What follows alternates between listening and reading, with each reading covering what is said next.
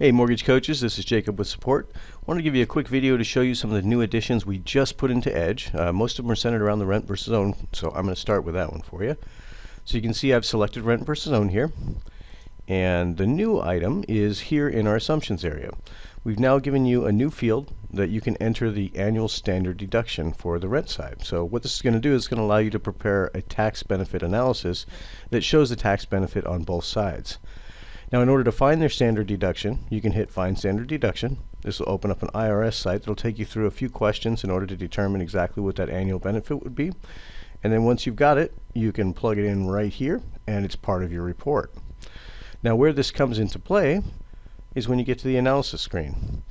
In the analysis screen, it used to be we only had two metrics that you can compare with, and that was rent versus principal paid or rent versus tax benefit.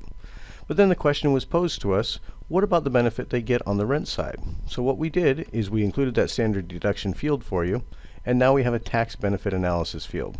So you can see over the 5-year period of time, there's a tax benefit of $39.30, just based on the standard deduction for continuing to be a renter. Naturally, the home ownership options are going to have more tax benefit just based on the amount of interest they're paying on their loans, and of course the property tax that they'd be paying on their home. Now, beyond that, when we get to the end of the presentation and we want to select our report, we've included a new area for you called Payment Notes. Now what this does is these are notes that you can tie to your monthly payment for compliance reasons. So for instance, this payment includes taxes and insurance. And of course you'll have your own jargon to use here, but if you do choose to put in text right here, it will appear on the rent versus own report, and it's going to have 2 asterisks next to it. There'll also be 2 asterisks right next to the monthly payment. So this is going to give you a way to tie your note to the payment. So I'll show you what that looks like.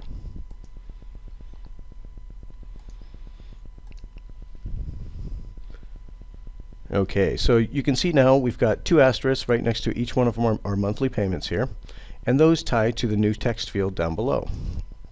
Now if I chose to get rid of this text back in Edge, let me go back to the first screen, remove the text, and trigger one of the saves. When this report updates, it's going to remove, and there it goes, it's going to remove the text that was there, as well as the asterisks. So they're not hanging asterisks that are tied to nothing. So keep this in mind, guys. This is a great way, it's a great tool to use for your compliance, just to make sure that you have all the necessary verbiage that's centered around the actual payments. Now, when you do choose to use that text,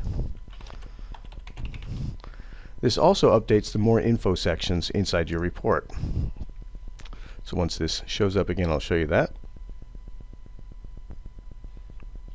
Okay, so you see we've got text here and we've got our asterisk here on the payment, but you'll notice that also inside these more info sections we've got the same asterisk next to the total payment. The same text appears. Happens in both the short and the long-term areas. And then you've still got an asterisk that is tied to your APR. Now the asterisk, this one is a single, so this one ties to your disclaimer down at the bottom. That's always going to appear on your reports regardless of whether you use this payment note. Alright, so that is the detail on the rent versus own changes. We've also made some changes on the client side. So let's get into a basic refinance here. And the change we've made is in the mortgage area. We've added a new field. This is a grayed out field called P&I payment. And what this is, it's a calculated field. So as you start entering information here inside Edge, it's going to show you what that P&I payment would be. Now this is very useful for when you don't know the exact original loan amount, you don't know the exact start date, and you're trying to isolate something based on just being given a payment. Say for instance, my client has told me, well, it's about $250,000, and I've got a $1,210 payment. Well, as I'm entering this data in through Edge, you can see that it's showing me an $1,193 payment. So that original loan amount must have been just slightly higher. And you can see I'm now showing $1,203. I can hit and miss this until I get it spot on. $1,207, and I said they were paying $1,210, so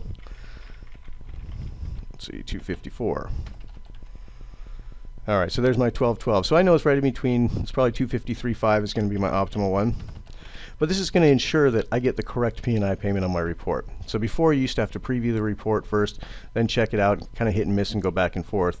Now you can do it all right here. Now the other features we've added are on the partner side. So if I go over to one of my partner flyers, You'll see that in the first screen of the presentation, you can choose, let's say, Open House Flyer. And when you hit the right button, we've now got an extra notes area. So this is going to allow you to enter some additional notes about the house, and it will appear on your open house flyer. So let's show you what that looks like. And you can see these get centered underneath the actual loan amounts and loan details. So you've got additional information, and naturally you're going to have your property features over here on the right. You'll have your partner information down here. But what about the additional features on the house that you couldn't fit in here?